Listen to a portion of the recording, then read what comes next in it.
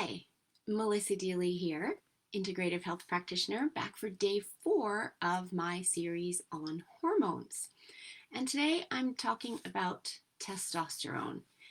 And you might think, okay, I'm female, I don't need to listen because this is for men. And while I have been predominantly focusing on females so far, talking about estrogen and progesterone, just like men have estrogen, women also have testosterone. However, it of course is predominantly made in the testes in males, and it is at its highest level in the morning when we wake up.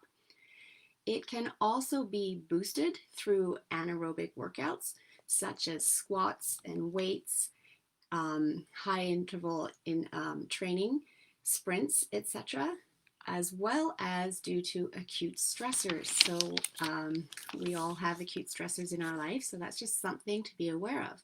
Testosterone also peaks in males in their 20s and then decreases slowly each decade thereafter, which is totally normal. But again, testosterone can get out of balance in our body, and when it's either too high or too low, we end up with symptoms or our body talking to us.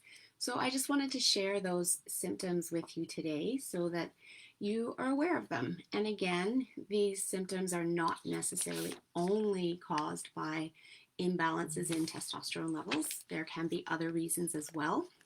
But if you have multiple symptoms off these lists, then it might be something that you want to look into and potentially get tested.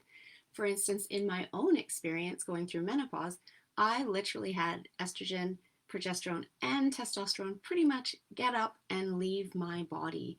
And so I do use herbal supplements in order to boost those 3 hormones within my body and help my body stay in balance and help minimize my migraines. And it's been highly effective, thankfully, because I hate losing time in my life lying around in bed wishing somebody would chop off my head. I just have too much I want to do in this world to waste time that way.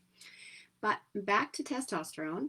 The effects of testosterone when it's too high, and women, you can, this first one you are not going to like. It is increased facial hair, which might be okay in men, but definitely if your levels are too high in women, we don't want any excess facial hair.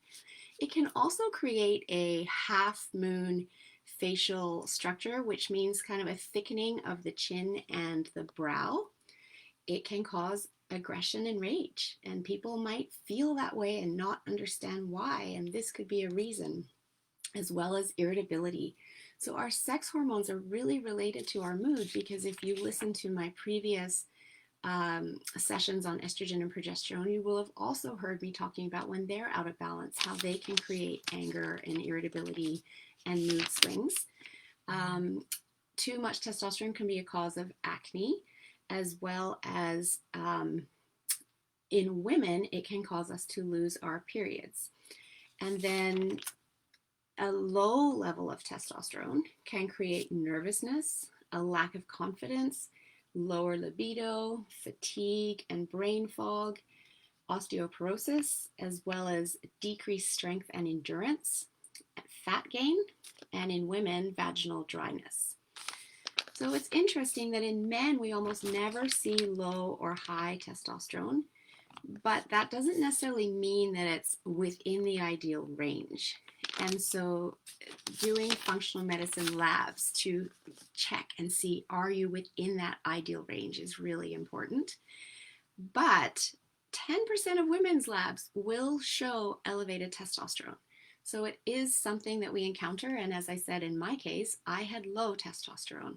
So looking into your hormones, especially for women going through menopause, when there's just so much physical change going on within our body, is really important and can give you answers as to why you may be feeling the way you're feeling or noticing the changes in your body that you are noticing.